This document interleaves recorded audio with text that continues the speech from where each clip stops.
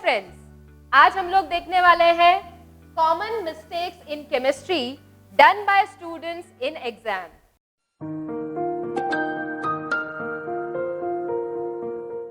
Well, आप इसे ज्यादा बेहतर समझ सके इसीलिए हमने आप ही की कॉपीज के कुछ एग्जाम्पल लिए हैं ताकि आप ये समझ सके कि ये मिस्टेक्स आप करते हैं, किस तरह से उन मिस्टेक्स को हमें रेक्टिफाई करना है और हमारी मेन एग्जाम में उन्हें रिपीट नहीं करना है।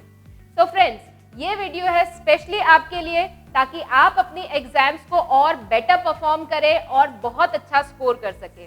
तो चलिए देखते हैं कुछ examples.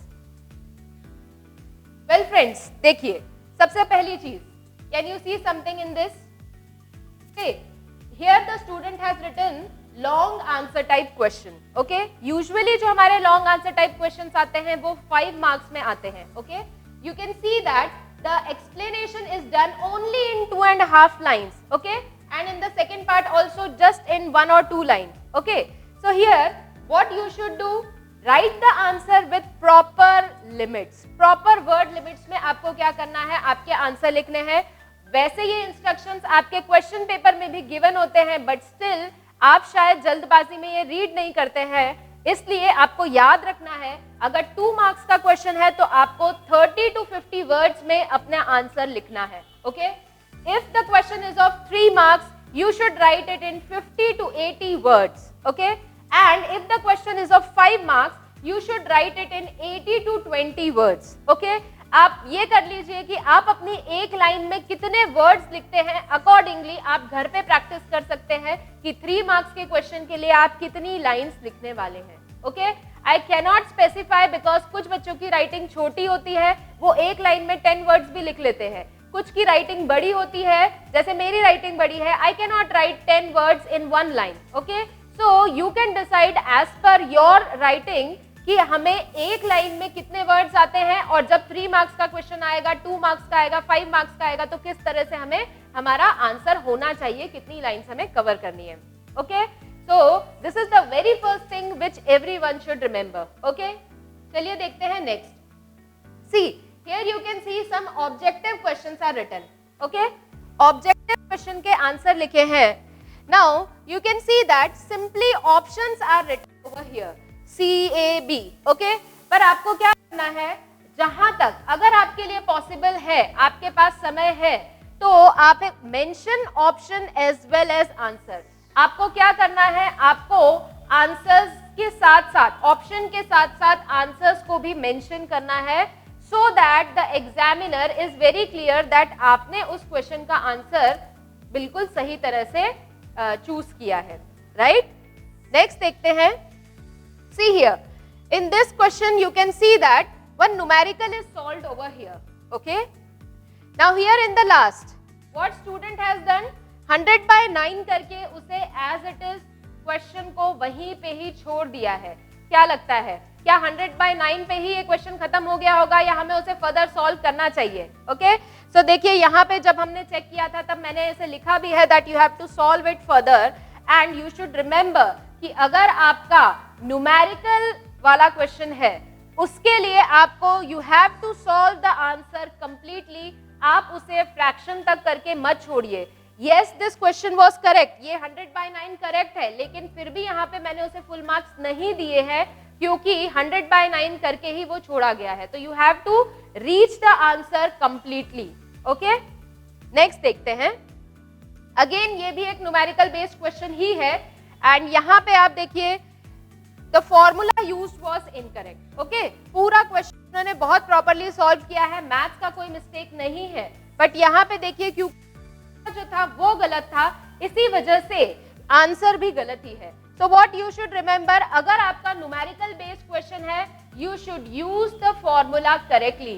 First read the question correctly, read कीजिए, केयरफुली आप रीड कीजिए, एंड देन आप देखिए कि उस क्वेश्चन में आपको कौन सा फॉर्मूला यूज करना है, एंड देन अकॉर्डिंगली आप वैल्यूज पुट कीजिए, मैथ्स का प्रॉपर कैलकुलेशन कीजिए, एंड प्रॉपरली आप आंसर तक पहुंचिए। देखिए ऐसा होता है, these are the few steps which I have told. What are the steps I have told? First, read the question carefully. First thing. Secondly, use the formula correctly. Then use the proper mathematics, okay, and last you have to do the proper calculation, you have to reach the answer correctly, okay, proper पूरा solve करना है. So basically हर step एक step बहुत ज़्यादा important है. क्यों? क्योंकि जब आप क्वेश्चन प्रॉपरली रीड कर रहे हैं तभी आप कर पाएंगे कि यही फॉर्मूला मुझे यूज करना है. एंड देन उसके बाद कई बार बहुत सारे स्टूडेंट्स होते हैं जो मैथ्स में मिस्टेक कर देते हैं. तो मैथ्स में simple multiplication, division, subtraction, addition, ये मिस्टेक्स आपको नहीं करनी है, ओके, क्योंकि आपने फॉर्मूले में अगर वैल्यूज पुट कर लिए तो उसके बाद केमिस्ट्री नहीं है, उसके बाद प्योर आपका मैथ्स हो जाता है, okay. So basically what you should remember, you should use the formula correctly, okay. Next देखते हैं. See here what you can see over here. See यहाँ पे भी the student has written the answer, right? यहाँ पे answer लिखा हुआ है and here this question was basically MCQ question. So what you should remember, mention options with the answer. यहाँ पे क्या किया है, ओनली आंसर ही मेंशन किया है, option A B C D ये मेंशन नहीं हुआ है, ओके. पर आपको ये भी नहीं करना है, okay. What you should do, आपको जैसा मैंने पहले भी कहा कि आपको ऑप्शन भी लिखना है एज वेल एज आंसर भी लिखना है. ये प्रैक्टिस आपको घर पे ही करनी है, या हम जब एग्जाम जोन में पेपर दे रहे हैं तो ये प्रैक्टिस आप अपने एग्जाम जोन में कीजिए ताकि आप मेन एग्जाम में इस तरह की गलती या जल्दबाजी न करें, ओके. नेक्स्ट देखते हैं. सी अगेन ये भी एक न्यूमेरिकल बेस्ड क्वेश्चन ही है. See whether we are discussing these numericals in chemistry but you should actually follow this in your other subjects also. जैसे आप यहाँ पे देख सकते हैं, सबसे पहली चीज, these are two things here I want to mention. सबसे पहली चीज यहाँ पे स्टूडेंट ने क्या किया है, क्वेश्चन का आंसर लिखा है लेकिन यूनिट में मिस्टेक कर दी है. तो हमें ये ध्यान रखना है दैट जब भी हम क्वेश्चन को सॉल्व कर रहे हैं हमारा आंसर प्रॉपर यूनिट में हमें लिखना है ना. यहाँ पे ग्राम नहीं आएगा, परसेंटेज आएगा. दूसरी चीज यहाँ पे एक और उसने गलती क्या की है, ये रफ वर्क है, ओके, एंड जो उसने क्रॉस कर दिया है और ये है उसका final work, okay. So here in this case this was, जो फाइनल था वो गलत था, ओके, एंड रफ वर्क में जो किया था वो सही था, ओके. तो आपको क्या करना है, पहले तो you should be very confident enough, okay, while solving. But अगर आपका इस तरह का कोई कंफ्यूजन वाली स्टेज है, because the rough work was clear, so bonus marking was given because rough में उसने सही किया है. Student know the concept. Here the purpose of giving marks was that, see exam इसलिए लिया जाता है ताकि हमें ये पता चले कि आपको प्रॉपर कॉन्सेप्ट आते हैं या नहीं, ठीक है. यहाँ पे जब उसने इसे सॉल्व किया, प्रॉपर आंसर लेके आया, इसका मतलब student was knowing the concept, सिर्फ उसे थोड़ा बहुत कंफ्यूजन था. दैट्स व्हाई रफ में भी सही होने के बाद उसे एक बोनस मार्किंग दी गई है.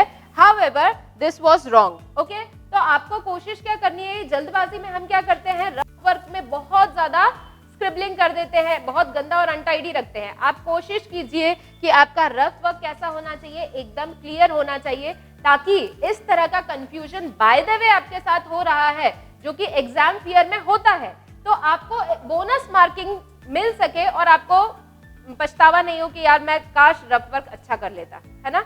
तो ये चीज भी आपको रिमेंबर करना है. नेक्स्ट देखते हैं. Yes, see this is the particular thing जहां पे इक्वेशन लिखी गई है ना. तो यहाँ पे आपको क्या ध्यान रखना है, जब भी आप इक्वेशंस पे आ रहे हैं, ठीक है, इक्वेशंस की ज्यादा से ज्यादा हमें प्रैक्टिस करनी है. And you should practice balanced equation, particularly balanced equation. सबसे पहले अगर आपने कॉन्सेप्ट सही लगाया होगा तब तो आप बैलेंसिंग प्रॉपर कर पाएंगे, है ना. जैसे इस पर्टिकुलर केस में यहाँ पे कैल्शियम ऑक्साइड के बजाय कैल्शियम हाइड्रोक्साइड आना था, राइट. तो बेसिकली सबसे पहले कॉन्सेप्ट सही लगाना है एंड देन फिर आपको इक्वेशन को क्या करना है, बैलेंस करना है.